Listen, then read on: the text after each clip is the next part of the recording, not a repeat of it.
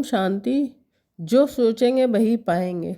एक व्यक्ति अपने परिवार, रिश्तेदार, मित्र, मोहल्ला के निवासी, अपनी फैक्ट्री के कार्यकर्ताओं से अति दुखी होकर समाधान हेतु अपने गुरु के पास पहुंचा और अपनी पीड़ा गुरुदेव को बताते हुए बोला कि मेरे कर्मचारी, मेरी पत्नी, मेरे बच्चे और मेरे आसपास के सभी लोग बेहद स्वार्थी हैं।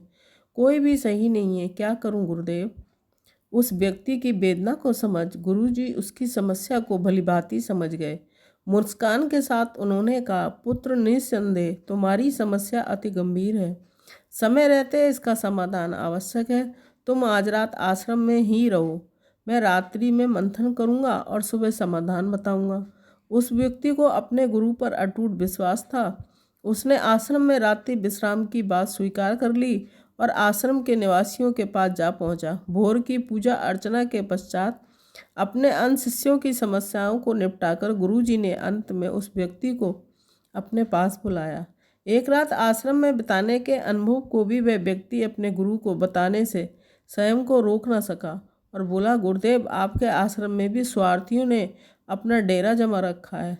हर कोई आपसे कुछ न कुछ चाहकर ही यहाँ रुका है। गुरुदेव ने उसकी हर बात को गंभीरता से सुना और अंत में कहा कि मैं एक कहानी सुना रहा हूँ, उसे गंभीरता से सुनना। इस कहानी में ही तुम्हारी समस्या का समाधान छिपा है।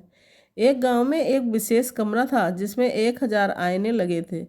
एक छोटी लड़की उस कमरे में गई और खेलने लगी। उसने देखा कि 1000 बच्चे उसके साथ खेल रहे हैं और वो उन बच्चों के प्रतिबिंब को देखकर खुश रहने लगी। जैसे ही वो अपने हाथ में ताली बजाती, सभी बच्चे उसके साथ ताली बजाते। उसने सोचा कि ये दुनिया की सबसे अच्छी जगह है, यहाँ वह बार बार आना चाहेगी। बच्ची के प्रस्थान के पश्चात थोड़ी देर बाद इसी जगह पर एक उदास आदमी कहीं से आया। उसने अपने चारों तरफ हजारों दुख से भरे चेहरे देखे। वह बहुत दुखी हुआ। उसने हाथ उठाकर सभी को धक्का लगाकर हटाना चाहा तो उसने देखा हजारों हाथ उसे धक्का मार रहे हैं। उसने कहा कि ये दुनिया ही सबसे खराब जगह है, वह दोबारा कभी नहीं आएगा। उसने वो जगह छोड़ दी। शिक्षा। ठीक इसी तरह ये दुनिया एक कमरा है जिसमें हजारों शीशे लगे हैं। जो कुछ भी हमारे अंदर भरा होता है वो ही प्रकृति हमें लौटा देती है। संसार हमें अपने मन के अनुरूप ही दिखता है, इसलिए अपने मन और दिल को साफ रखें। यकीनन तब ये दुनिया आपके लिए स्वर्ग की तरह अनुभव होगी। संसार को सुधारने की आकांक्षा रखने वालों के लिए सर्वप्रथम आवश्यक है कि हम स्वयं को सुधार करें। संसार अपने आप सुधर जाएगा।